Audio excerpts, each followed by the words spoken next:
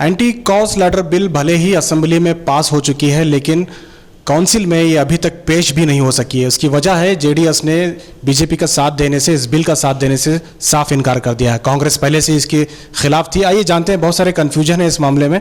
सब इस वक्त हमारे साथ बात करने के लिए मौजूद हैं जेडीएस के एमएलसी बीएम फारूक साहब। सब जेडीएस ने काफ़ी बड़ा कदम उठाया आखिरी मोमेंट पे, क्योंकि सुबह तक ये बताया जा रहा था कि काउंस लेटर बिल पे भी जो है कहीं ना कहीं जेडीएस साथ देगी, लेकिन वक्त बीतते गया और जेडीएस ने अपना स्टैंड लिया और कहीं ना कहीं जो है बीजेपी इस बिल को पेश करने से ही कासिर रह गई है। तो ये क्या स्टैंड है? ये तो गलत है, पहले से ऐसा नहीं था, बल्कि सबसे पहले से मतलब 2010 से ये काउंस लेटर मिल के हमारा पार्टी देवेगौड़ा साहब पहले 2010 में जब भी प्राइम मिनिस्टर था उनको भी खिलाफ करके प्रेसिडेंट राष्ट्रपति के मिलके ये बिल किसी हालत में पास नहीं होना चाहिए, इंट्रोड्यूस नहीं करना चाहिए बोल के पहले से उसका स्टैंड बिल क्लियर था। आज भी क्लियर करता है। उस सेशन का पहले हम लोग जो मीटिंग हुआ था देवेगौड़ा साहब और कुमारस्वामी के, this will we are categorically we are opposing. Only thing, मैंने खुद कांग्रेस का थोड़ा नेता लोग को बात करके हम लोग पूरा बैठेंगे, कोई मिस नहीं होना चाहिए। हाँ जी, ये लोग बिल इंट्रोड्यूस करेगा। ऐसी हालत में we have to be very stand united together on this particular. As regards farmers bill जो था, that was not because of favoring any farm, I mean BJP government, it is a benefit of the farmer as well as for the state। वो decision हम लोग पहले ले चुका है। that is nowhere it is going to affect the farmer, it is they are going to gain to the farmer। so वो bill की तो किसान तो मुखालिफ कर रहे हैं, कैसे जेडीएस ने support? That's what, see the problem क्या है, जो सेंट्रल में जो चल रहा है वो इश्यू अलग था। यहाँ का तो जो 79A का, मैं एक एग्जांपल दे रहा हूँ आपको। अगर 79A, if any agriculture land, if you want to buy, 25 lakh तक इनकम रहना चाहिए। बिलो 25 लाख के इनकम को ले सकते। एनीथिंग अबव 10-25 लाख का इनकम जो है उनका, they can't by that property बोल के। सो इधर क्या होता है एक्चुअली, एक एकड़ को समझो एक 5 लाख रुपया है पर एकड़ for agriculture land. The same land, if any investor, whether this 17A be there or not, any investor they are going to buy, it is 100% sure, either by way of taking conversion or by way. So what the procedure now they are following is, you will buy a land at 5 lakh rupees for example from the farmer, then you get it converted.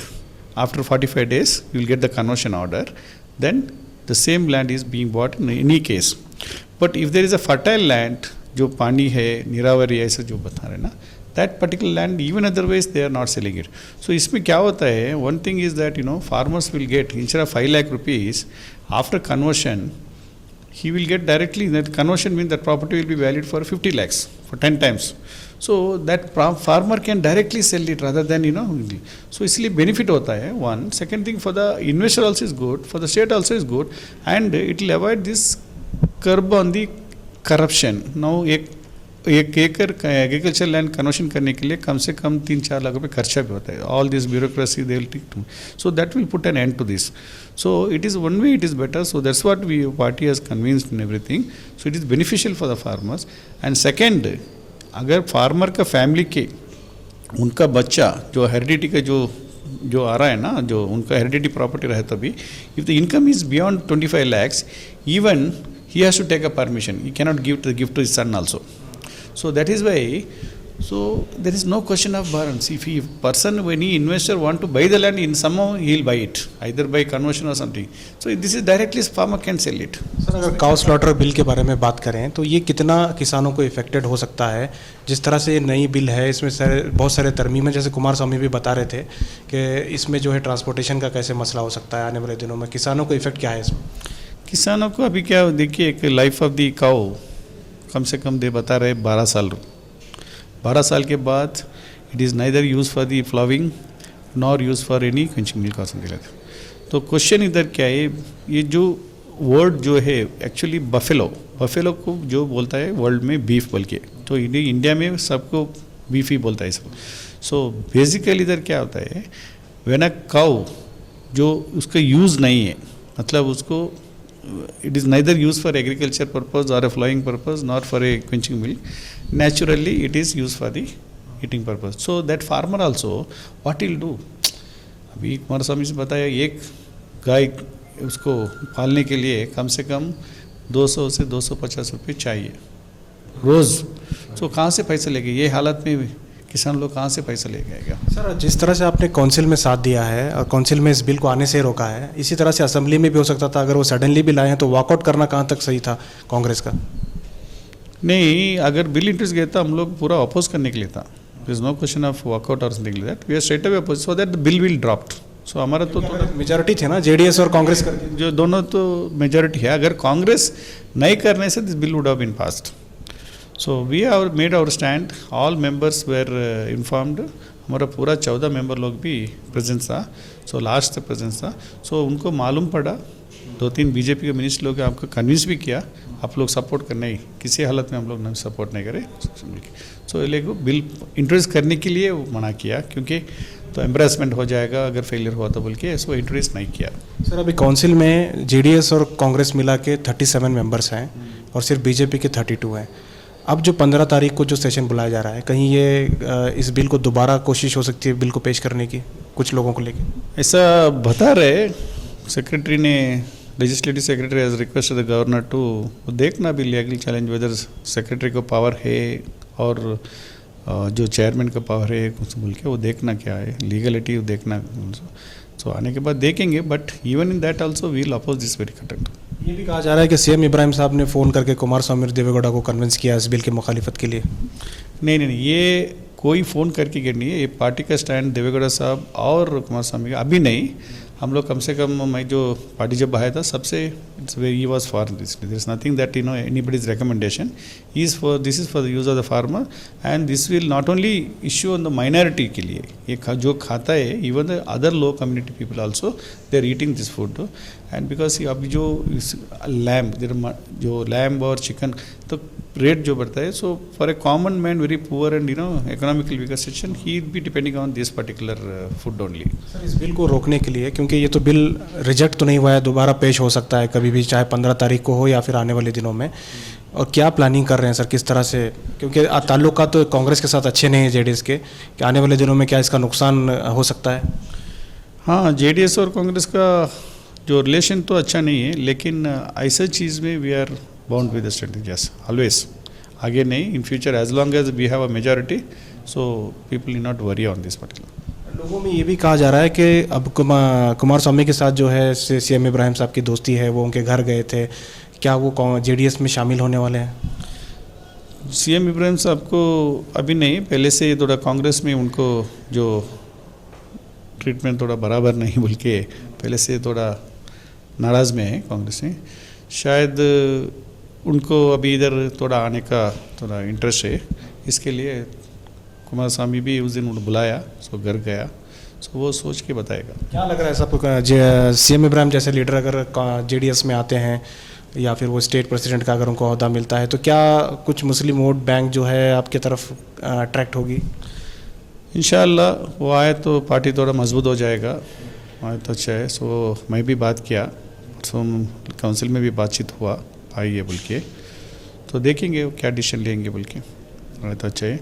और जैसा तो अभी JDS को जो ये हालत में आज बीजेपी आने के लिए, इतना मेजॉरिटी आने के लिए मेन रीज़न कांग्रेस ही। वो कैसे मैं बताता हूँ आपको। इलेक्शन के पहले जैसा एक ग्रुप बनाया था, को retired Muslim IAS and IPS officer के ग्रुप बना के, तो सिद्धरामैया जी का प्रिंसिपल सेक्रेटरी अतीक अहमद सबको बुला के कुछ फंड क्रिएट करके इनको पूरा स्टेट में टूर करके जेडीएस किसी हालत में मुसलमानों को बोलना, ये माइनॉरिटी को no voting should be done against, I mean अगर जेडीएस को डाला तो बीजेपी जीत जाएगी, अगर जेडीएस को डाला तो बीजेपी सब बोल के पूरा मस्जिद में, मोहल्ला में और फतवा भी दिलाया थोड़ा इमाम लोग को पकड़ के, क्योंकि सैटरडे इलेक्शन था, फ्राइडे जुमा था, वो जुमा का दिन भी इनको पूरा स्टेट में टूर करके 6 महीने पहले ये प्लानिंग करके बन गया। तो ये बात क्या है, थोड़ा कांग्रेस किधर जिधर है मेजॉरिटी, अरे लेकिन इधर प्रॉब्लम क्या हुआ, जिधर कांग्रेस 3rd पोजीशन में था, जैसा पावगढ़ उधर कांग्रेस 3rd पोजीशन में था, वो जगह में भी ये लोग जाके बीजेपी जेडीएस को वोट मत डालो, उसके वजह में पूरा बीजेपी 35 सीट मिनिमम ये प्रोपेगेंडा में बीजेपी का प्लस हुआ।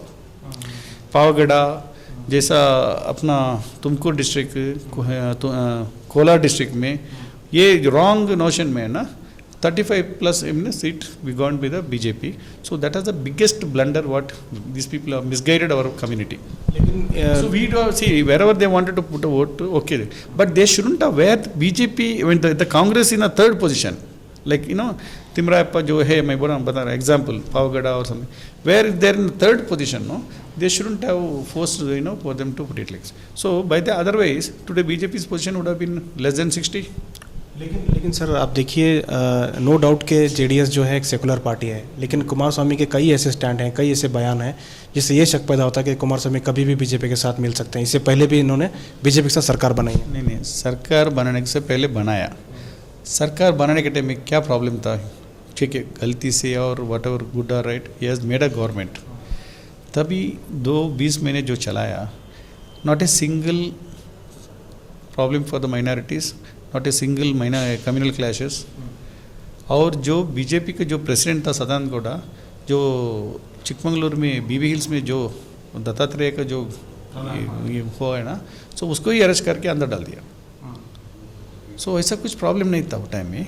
अगर हमारे को कुछ ऐसा आगे कुछ मौका रहा है तो समझिए जेडीएस ऐसा चीज़ है बीजेपी के साथ, तो बहुत एक अगर मौका है तो भी we can protect the community, we can protect the minority, Dalits and all these people.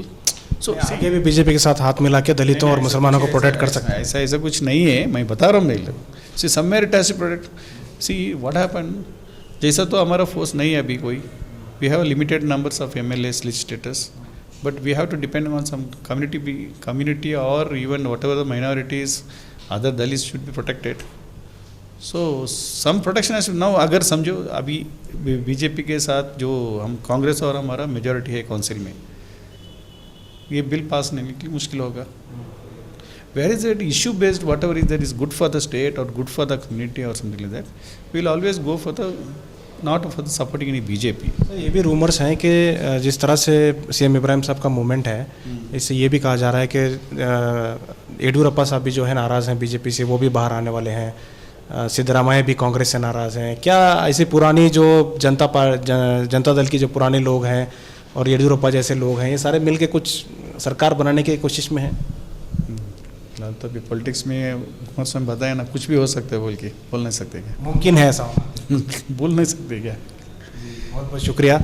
ये थे फारूक साहब जिन्होंने साफ कर दिया है कि जेडीएस का जो स्टैंड है वो गांव कशी बिल के लिए पहले से ही है. 2010 में भी इन्होंने कोशिश की थी कि ये बिल पास ना हो, और इन्होंने इस बार भी जो है इस बिल को पास होने नहीं दिया है, और आगे भी इस बिल की वो मुखालिफत करते रहेंगे. और साथ ही साथ इन्होंने सीएम इब्राहिम के ताल्लुक से भी कहा है कि अगर सीएम इब्राहिम साहब जेडीएस में शामिल होते हैं तो वो कहीं ना कहीं पार्टी के लिए मजबूती मिलेगी उससे, और कहीं ना कहीं ये पार्टी जो है आने वाले दिनों में कामयाबी की तरफ बढ़ेगी. कैमरा पर्सन समीर के साथ शाहिद काजी, सलाम टीवी, बेंगलुरु.